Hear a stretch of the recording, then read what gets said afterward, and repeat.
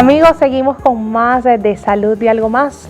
En esta oportunidad vamos a hablar sobre las perforaciones, piercing y sus consecuencias en otorrinolaringología. Nos acompaña Minonis Navas Otorrino.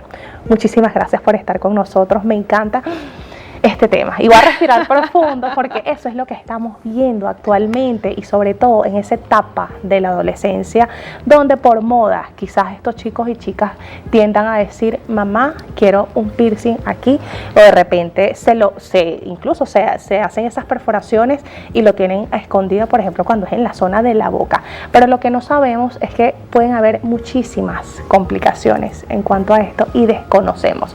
Más que por moda, es un tema de salud y además de higiene. Así que nos gustaría como que hablar más sobre esto. Bienvenida. Claro que sí, Claudia. Buenos días y buenos días para todas las personas que hoy nos sintonizan. Definitivamente el tema de las perforaciones y los piercings no es algo actual, es algo que viene de la antigüedad, solo que antes pues se utilizaba con muchos fines culturales, religiosos, sexuales, adornos. Eran otro tipo de adornos los que se utilizaban también y otro tipo de materiales. Luego de la década de los 70 que vino todo este movimiento punk y este movimiento de body art, de tatuarse, de decorarse el cuerpo, colocarse todos estos tipos de piercings, es que viene esa ola que vino para no irse, ¿ok?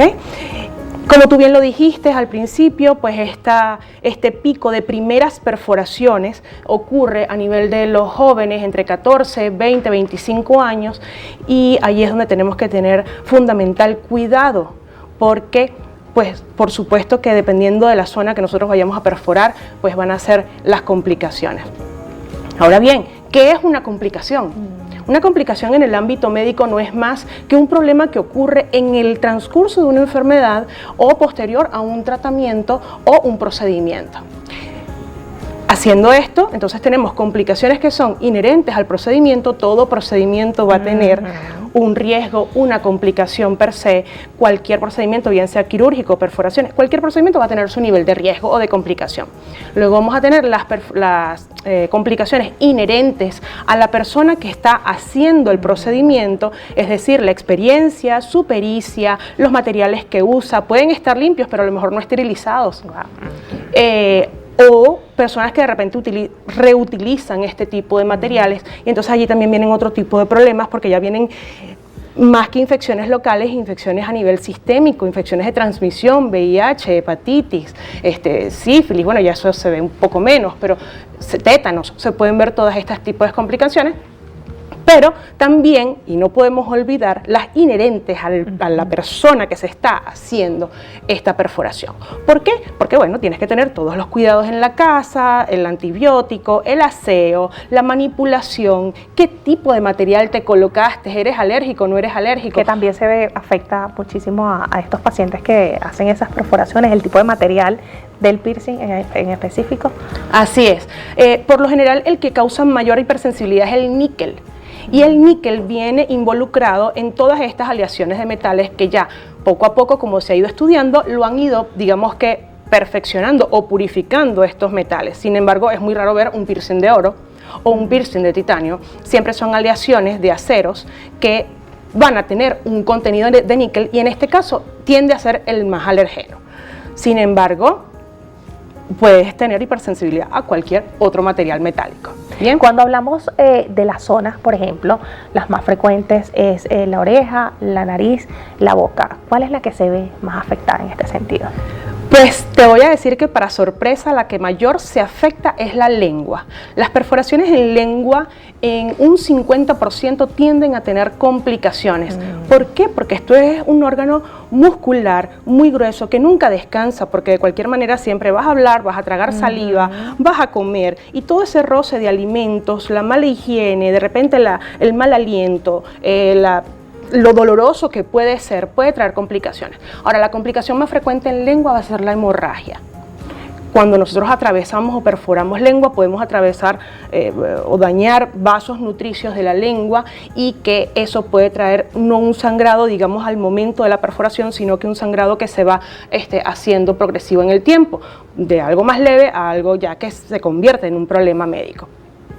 Si esto es así, El siguiente paso es el edema. Cuando la lengua se edematiza, va a cambiar su forma, va a cambiar su volumen y puede obstruirnos la parte de atrás de la garganta. Entonces tenemos también una obstrucción de vía aérea importante. Si estos piercing nos los colocamos entonces en la parte dorsal de la lengua, que es la parte de abajo que pega con piso de boca, ¿qué tenemos allí?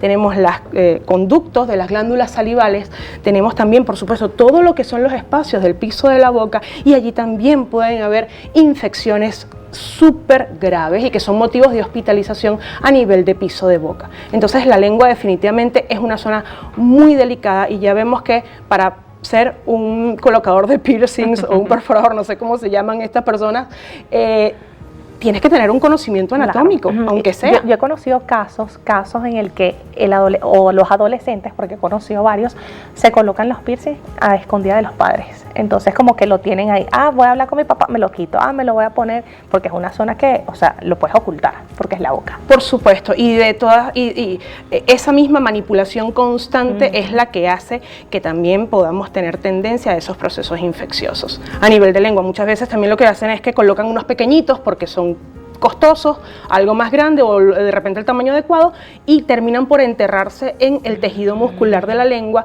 y por supuesto ya allí para retirarlos es con procedimientos quirúrgicos. Luego de la lengua tenemos la oreja. A nivel de pabellón auricular también tenemos perforaciones. Por lo general las mujeres nos colocamos zarcillos en lo que es el lóbulo, que es la parte blanda de la oreja. Allí digamos que el riesgo es muy pequeño, allí más que todos los riesgos son a nivel de desgarros de piel, que también se pueden ver con estos aros que son de dilatación, que los van colocando un poco más grandes y un poco más grandes, y puedes tener desgarros o deformidades a nivel del lóbulo. Digamos que esa es la mayor complicación. Realmente tiene el mayor cuidado es el área del pabellón auricular, donde tenemos el cartílago. ¿Qué es lo que ocurre aquí? El cartílago es avascular. ¿Qué significa esto? Que él no tiene vasos nutricios propios. Entonces él se nutre de la capita de piel que tiene de un lado y la capita de piel que tiene del otro lado. Si allí se forma un proceso inflamatorio infeccioso, esa capita de piel se va a separar del cartílago, y el cartílago no va a recibir esa nutrición, esos vasos sanguíneos. Y si eso no se atiende a tiempo, pues también podemos tener deformidades por daño a nivel del cartílago, muerte celular, necrosis, y eso, si no se atiende a tiempo, pues también puede ocurrir, que es la llamada pericondritis. Otohematomas, que son los hematomas, colecciones de sangre que pueden haber a nivel del pabellón auricular, y si eso también no se atiende a tiempo, puede derivar en abscesos. Entonces esa colección que inicialmente fue de sangre puede dar lugar a abscesos. La conocida brasa, que se llama impétigo. La conocida brasa no es más que una infección de piel por las bacterias propias que tenemos de piel. Hacemos una puerta de entrada a través de esta perforación y se producen todas estas lesiones costrosas a nivel o alrededor de lo que fue la perforación, y eso, pues, como todo, si no lo tratas a tiempo, pues se pueden diseminar y ya son de mayor dificultad y mayor dolor y mayor complejidad de lo que es la parte de recuperación. Cuando nos vamos a nariz, que es el tercer sitio, más o menos vamos a tener las mismas cosas, porque igual tenemos la combinación de piel y cartílagos. Entonces igual infecciones a nivel de piel, celulitis, abscesos que ya van a ser a nivel de punta nasal, de ala nasal, que son los sitios donde mayormente se colocan los piercings, o si te lo colocas transcartilaginoso aquí en el septum, pues también pueden haber perforaciones a nivel del tabique, que eso es una lámina sólida de cartílago, y si tú la perforas, no solamente vas a tener, digamos, la perforación puntiforme del aro, sino que puede dar lugar a mayores orificios dentro de la nariz. Infecciones locales como vestibulitis, y hay algo sumamente importante, y me disculpan el gesto, este triángulo que está aquí es el triángulo de la muerte. ¿Por qué se llama el triángulo de la muerte?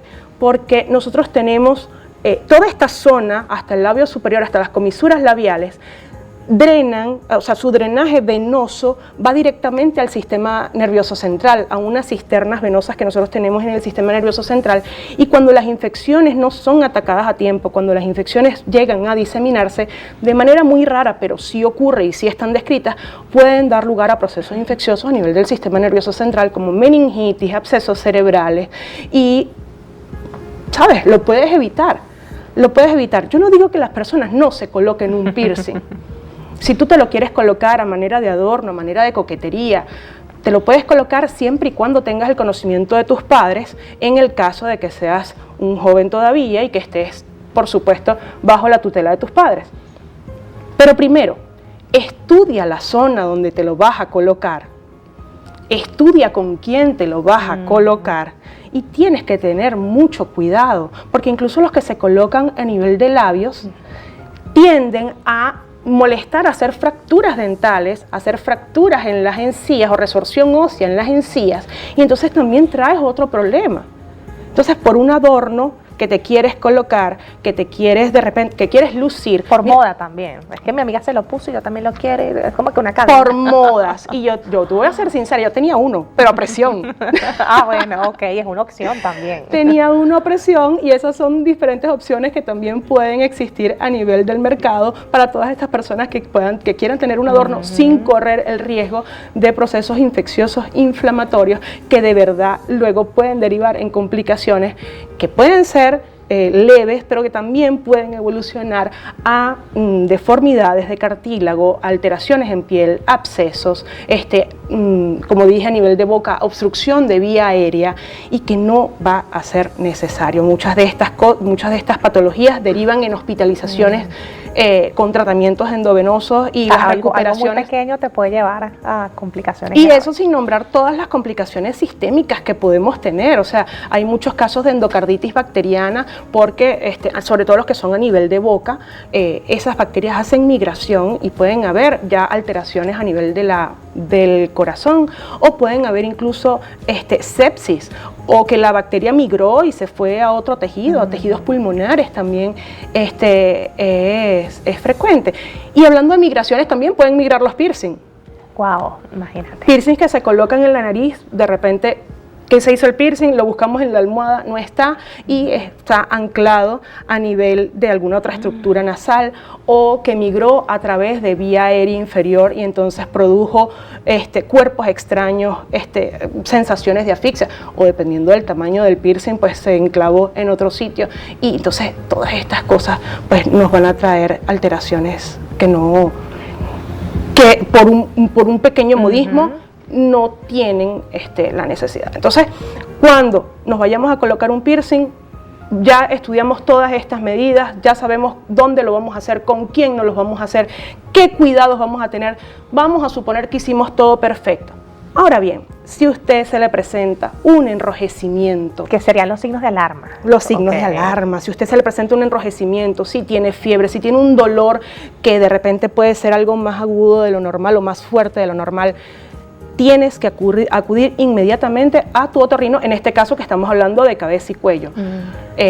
Por supuesto, las demás perforaciones a nivel corporal, pues ya tienen sus otras especialidades.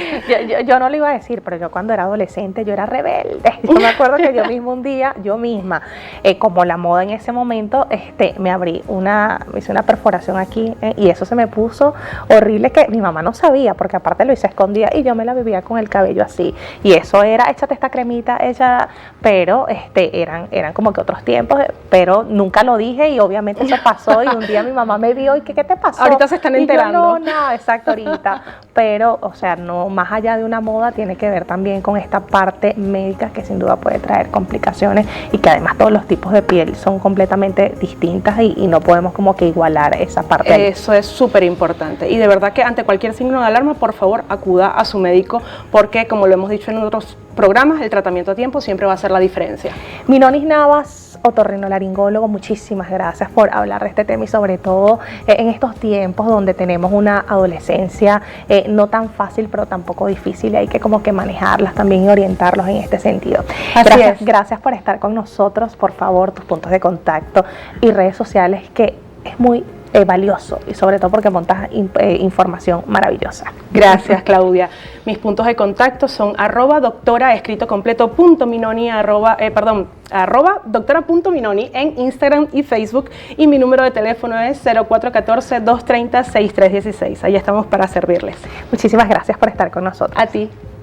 Amigos, vamos a hacer nuevamente una pausa, no se aparte, pero al regreso vamos a hablar sobre, ¿no les pasa que a veces se proponen hacer ciertas cosas y al final no terminan haciéndolas. Bueno, al regreso nos acompaña Gladys Hernández, coach, quien nos cuenta cuáles son esas herramientas que podemos aplicar para concretar nuestros proyectos y no posponerlos. Así que no se aparten porque ya venimos con más de Salud y Algo Más.